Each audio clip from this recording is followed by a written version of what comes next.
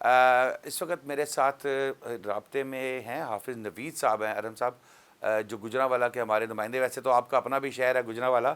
तो हाफिज़ नवीद साहब से पूछते हैं। जी अस्सलाम वालेकुम हाफिज़ साहब, क्या तफसीलात हैं ये थोड़ा सा बता दें, ये क्या वाक़या हुआ? और सबसे इम्पॉर्टेंट चीज़ जो सवाल ये था कि जो फूड डिपार्टमेंट है वो कहाँ सोया हुआ है? क्या वो इस तरह के सानेहात, इस तरह के वाक़यात होने के बाद कोई एक्शन लेता है? ये थोड़ा-सा बता दीजिएगा।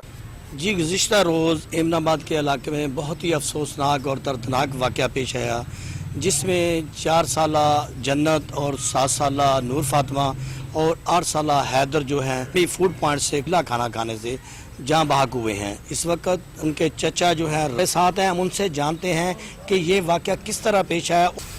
जी, ये तो हमारे लिए तो क़यामत के मंज़र है, बता नहीं कर सकते, बयान नहीं कर सकते।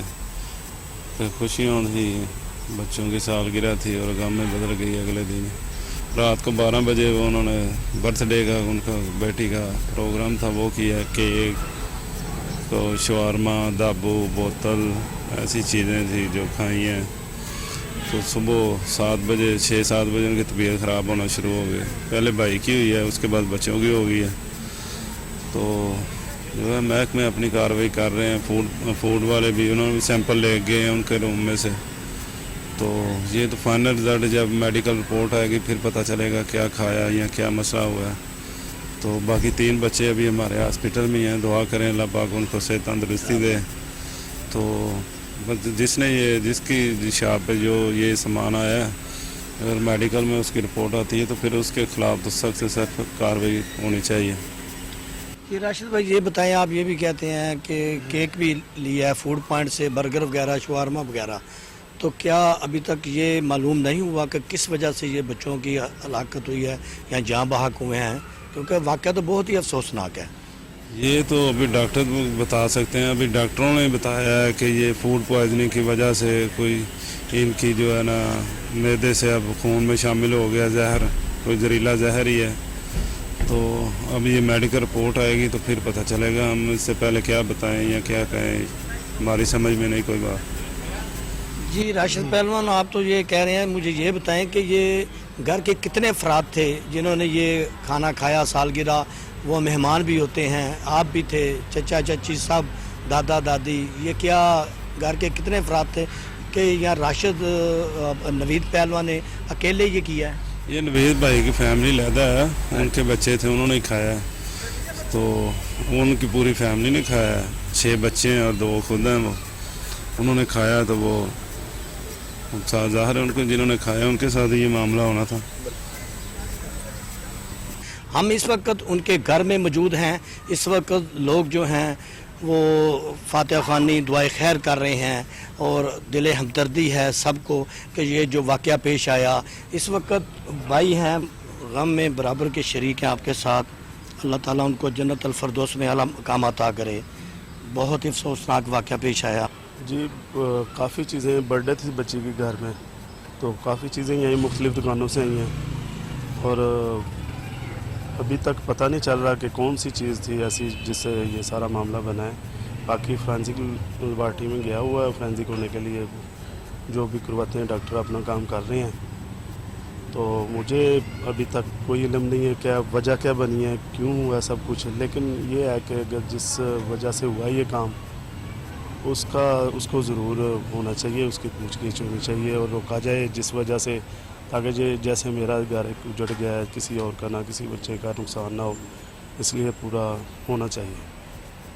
अच्छा मुझे ये बताएं, अल्हम्दुलिल्लाह बाकी जो बच्चे हैं जो हॉस्पिटल में हैं उनकी कैसी तबीयत है, अब कैसे हैं वो बच्चे? 2 बेटियां एक बेटा है। जी, वो डॉक्टरों ने कहा कि ये ख़तरे से बाइन है।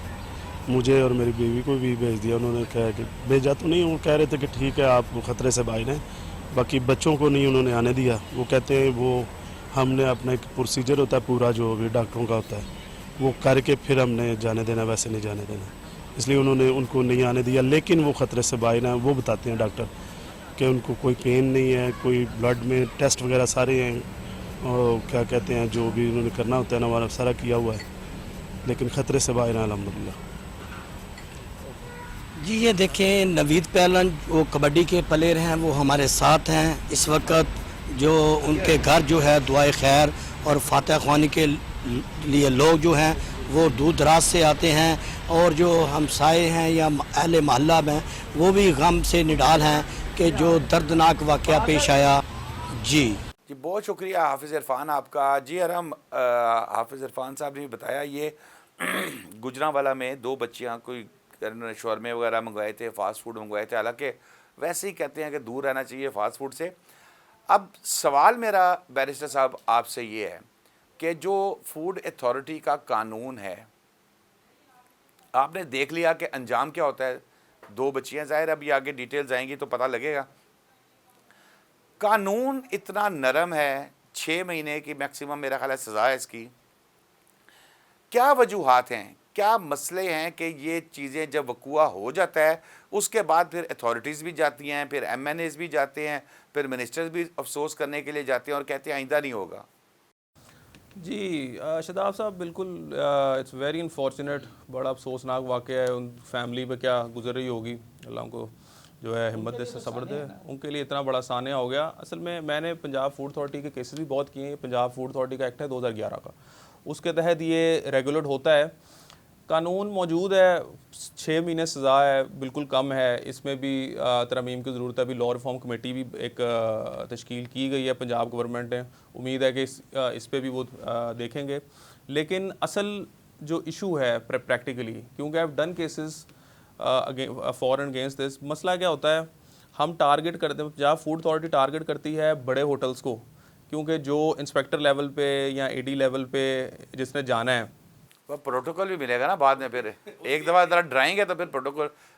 हाँ जी, उसके लिए आसान है ना कि वो एक मतलब कि अगर एक MM आलम रोड पे या कोई इस तरह की कोई पॉश जगह पे 4-5 रेस्टोरेंट है, उधर जाके किचन उनके देखे, वो वही बात है कि एक दफ़ा गए, दूसरी दफ़ा एनवायरनमेंट डिफरेंट। फिर बंदा फैमिली लेके चला जाता है, यार दोस्त लेके चला जाता है। हाँ जी, ये रियलिटी है ये इसमें, और हम ये बात बिल्कुल कर सकते हैं। अब इस पे इतनी देखें, मीडिया ने भी प्रोग्राम्स किए, ये जो मुर्दा मुर्गी होती है या मसाले हैं, सबसे ज़्यादा मसला है। आपने देखें जिसने इतनी फाइन डाइनिंग करनी है उनके फिर भी हालात बेहतर हैं, उधर कोई इतना मसला। ये जो अब देखें ना, शौरमा के स्टैंड है, 60 रुपये का शौरमा मिल रहा है। आज सबसे बड़ा शौरमा 60 रुपए का। अब देखो, इमेजिन करें कि उसमें क्या होगा।